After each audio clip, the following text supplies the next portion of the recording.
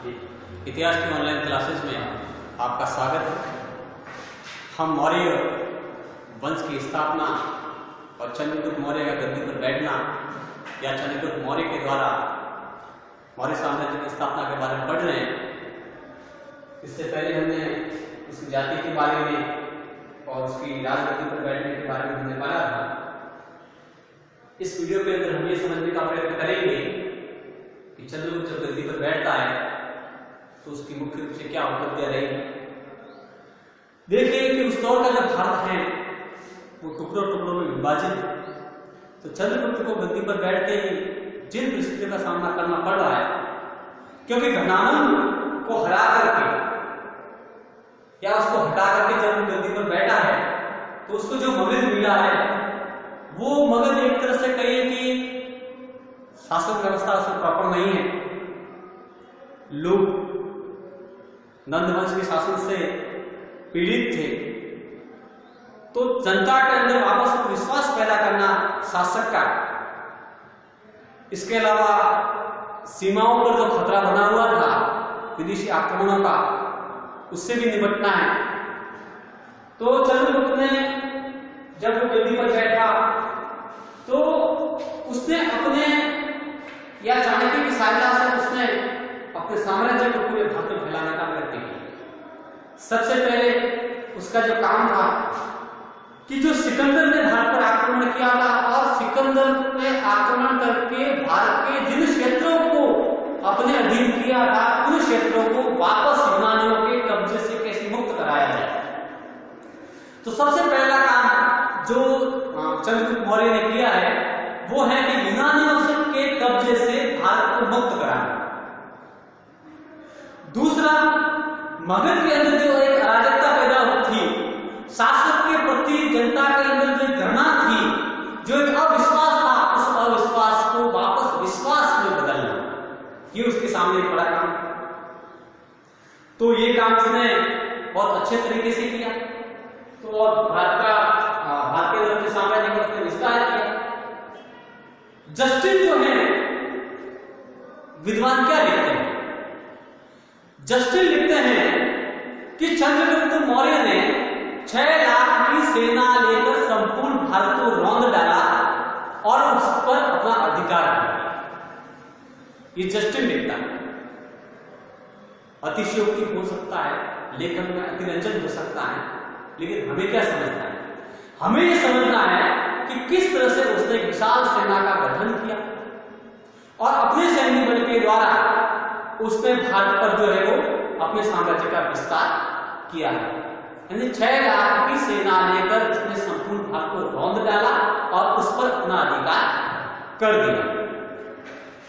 रौंद डाला शब्द का जो उल्लेख किया हो सकता है कि यूनानियों को जिस तरह से उसने भारत से खदेड़ा होगा, उस संदर्भ में इस तरह के शब्दों का उपयोग हुआ है। इसके अलावा हमने आपको बताया कि जो उत्तरी पश्चिमी पूरा भारत था, जो सिकंदर के आक्रमण के फलस्वरूप उसका जो सिकंदर जब यहाँ से गया तो अपने व्यक्तियों को यहाँ रख के गया था, अपने सूबेदारों को कहिए या अपने नुमाइंदों को कहिए, उत्तराधिकारियों को कहिए, उनके कब्जे में छोड़ के गया था, तो उनसे भी भारत को उसने मुक्त कराया है। तो सिकंदर के आक्रमण के फलस्वरूप जो प्रभावित एरिया था, जो क्षेत्र प्रभावित हुए थे, उसको मुक्त कराने का श्रेय जो है जाता है। देखिए, इसके काल में भी एक और यूनानी आक्रमण का भारत को सामना करना पड़ा और वो था सेल्यूकस। 326 ईसा पूर्व के अंदर सिकंदर ने भारत पर आक्रमण किया। स्रोत हमारे बताते हैं कि सिकंदर के आक्रमण के 20 वर्ष बाद भारत पर सेल्यूकस नामक एक व्यक्ति ने पुनः आक्रमण किया। तो अगर 326 ईसा पूर्व के अंदर हम सिकंदर के आक्रमण को माने तो उसके 20 वर्ष बाद 306 ईसा पूर्व के अंदर जो आक्रमण किया है तो वो सेल्यूकस ने किया है। दोनों के बीच में युद्ध होता है, उस युद्ध के अंदर सेल्यूकस पराजित होता है, फिर दोनों के बीच में संधि होती है, वस्तुओं का आदान प्रदान होता है और इस संधि के फलस्वरूप अब दोनों राजा जो है वो रिश्तेदारी में बदल जाते हैं। कहते हैं कि सेल्यूकस ने अपनी बेटी हेलेना की जो शादी है वो चंद्रगुप्त मौर्य के साथ में कर दी और इस तरह से रिश्तेदारी बन गई उनकी। कहते हैं कि चंद्रगुप्त मौर्य ने भी कई भेंट जो है उपहार है जो सेल्यूकस को दिए हैं और वहाँ जाने के बाद में सेल्यूकस ने अपना एक राजदूत जिसका नाम था मेगास्थनीज वो मौर्य साम्राज्य में भेजा है। और मेगास्थनीज के बारे में हम सभी जानते हैं कि उसने एक बड़ा ग्रंथ लिखा है जिसका नाम है इंडिका, जो उस दौर के भारत के बारे में हमें जानकारी देता है। इंडिका के बारे में हमें समझना है कि आज वो अपने मूल रूप में उपलब्ध नहीं है, लेकिन इंडिका के अंदर लिखी बातें जो उनका संदर्भ अन्य ग्रंथों के अंदर मिलता है और उसके द्वारा हम उस दौर के जो भारत के बारे में हमें काफी कुछ जानकारी मिलती है। इसके अलावा उत्तर और दक्षिण भारत के अलावा दक्षिण भारत के बारे में भी हमें ये जानकारी मिलती है कि चंद्रगुप्त मौर्य ने दक्षिण भारत को भी विजित किया था। तो दक्षिण भारत की विजय की जानकारी हमें उस दौर के तमिल ग्रंथ जो है वो एनामूर और मुर्नानूर, तमिल के दो ग्रंथ हैं एनामूर और मुर्नानूर, जो हमें चंद्रगुप्त मौर्य के दक्षिण भारत की विजय की जानकारी देते हैं। हालांकि जो तिब्बती इतिहासकार तारानाथ हैं और जो ये इसमें जो इतिहासकार है वो ये कहते हैं कि दक्षिण भारत को चंद्रगुप्त मौर्य ने नहीं बल्कि बिंदुसार ने विजय किया था। फिर जो भी हो लेकिन हमें जानकारी मिलती है, जबकि यूनानी इतिहासकार ये जरूर बता रहे हैं कि जो दक्षिण भारत को जीतने का श्रेय है वो चंद्रगुप्त मौर्य को जाता है।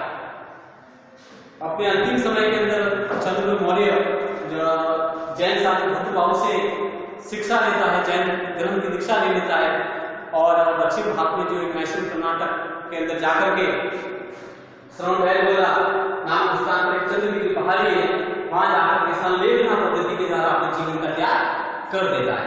यानी अपने जीवन के अंतिम समय में जाकर के वो जैन धर्म ग्रहण कर लेता है भट्टबाहु की द्वारा या उनके फायदा है। संलेखना का मतलब होता है अन्न और जल का त्याग करना और अपने जीवन का जो अंत करना। तो संलेखना या उपवास पद्धति के द्वारा वो 299 यानी 299 ईसा पूर्व में जाकर के अपने जीवन का त्याग कर देता है। तो इस तरह से हम देखते हैं 322 से लेकर 299 तक की जो अवधि है वो भारतीय इतिहास में एक युगांतरकालीन परिवर्तन वाली अवधि मानी जाती है।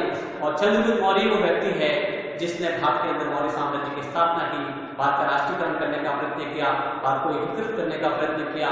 लेकिन हमें ये नहीं भूलना है कि वो जो विजय है वो चाणक्य की विजय है, कौटिल्य की विजय है, विष्णुगुप्त की विजय है। अगर चाणक्य विष्णुगुप्त कौटिल्य नहीं होता तो चंद्रगुप्त जैसा व्यक्ति इस धरती पर या यूं कहें कि भारतवर्ष में ऐसा जो सम्राट है वो पैदा नहीं होता। चंद्रगुप्त को अगर चंद्रगुप्त मौर्य किसी ने बनाया है या मगध का सम्राट किसी ने बनाया है तो वो होता चाणक्य। धन्यवाद।